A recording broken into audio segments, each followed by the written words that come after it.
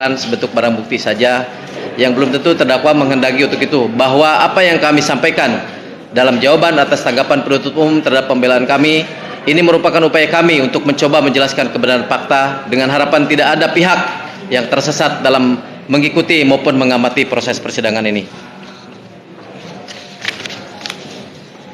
Kami juga mengharapkan majelis hakim yang mulia yang kami hormati tidak terpengaruh dengan permintaan-permintaan, desakan-desakan dan pihak lain yang hendak melemparkan tanggung jawab, berani mengambil keputusan untuk menyatakan kebenaran dan benar apa adanya berdasarkan fakta, keadilan dan berdasarkan ketuhanan yang Maha Esa, yakni keadilan dan kepastian hukum. Keadaan ini terjadi apabila terdapat ketidakseimbangan penegakan hukum.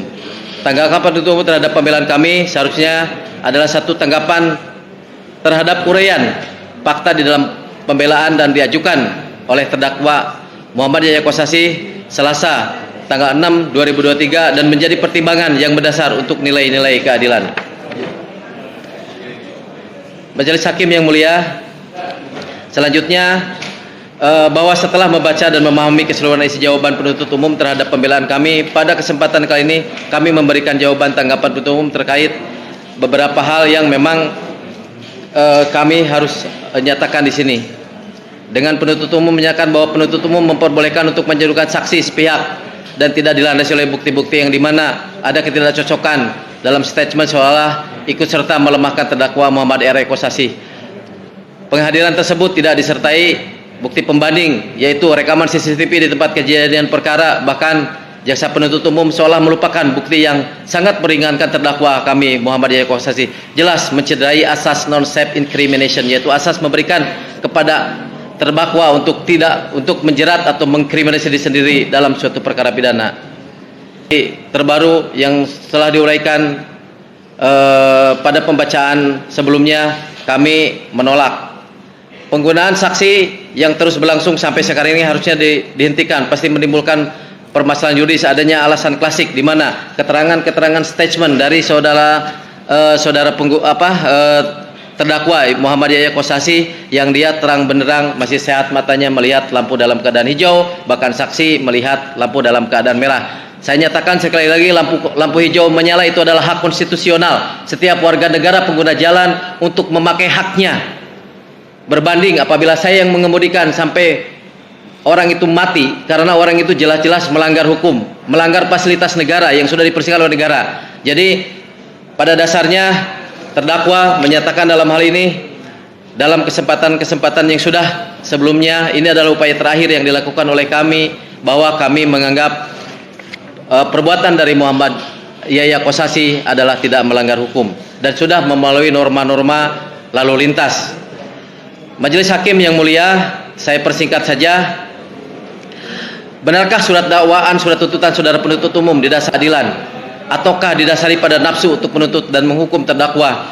Karena sejak semula memang terdakwa telah ditargetkan untuk dihukum, itu sebuah pertanyaan.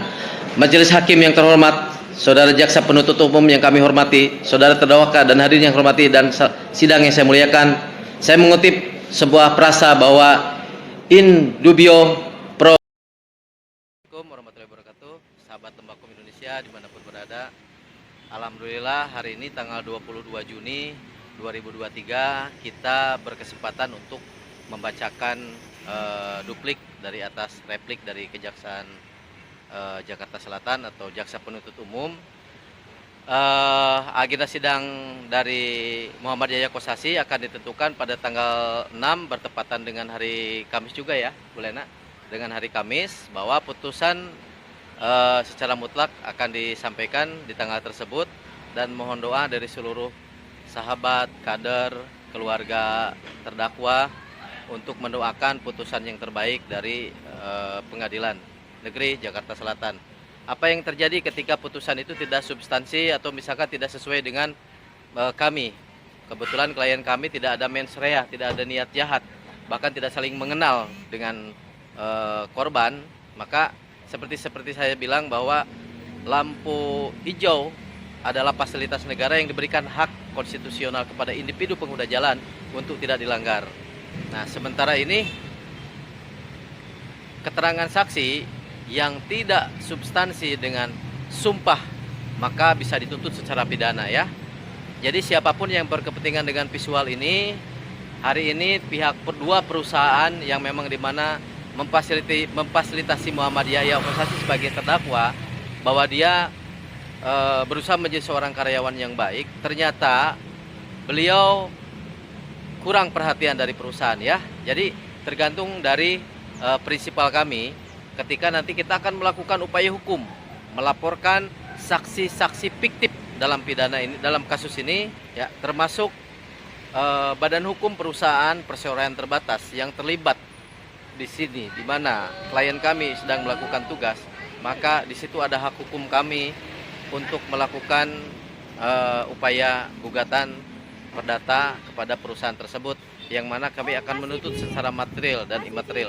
Baik, semua itu tergantung persetujuan dari klien kami, ketika kami juga akan melakukan upaya hukum untuk gugat perdata untuk kedua perusahaan ini, penyedia outsourcing dengan perusahaan ini, maka nanti kita akan buatkan resumenya. Untuk sahabat Lembaga Hukum Indonesia dimanapun berada, ini menjadi suatu proses pembelajaran bahwa ketika masuk ke ranah yuridis, proses hukum itu memang sangat panjang dan melelahkan. Tapi tetap semangat, kita tetap mohon doa untuk putusan berikutnya adalah yang terbaik yang bisa diterima oleh klien kita Muhammad Yahya Kosasi. Selanjutnya ketika putusannya sangat memberatkan dari Muhammad Yahya, hukum acara kita, negara kita mempersilahkan seluruh warga negara Republik Indonesia sedang beracara di pengadilan ini untuk melakukan kasasi atau banding. Sekian, terima kasih. Lembaga Hukum Indonesia, Foundation of Justice, Galibara, Belan.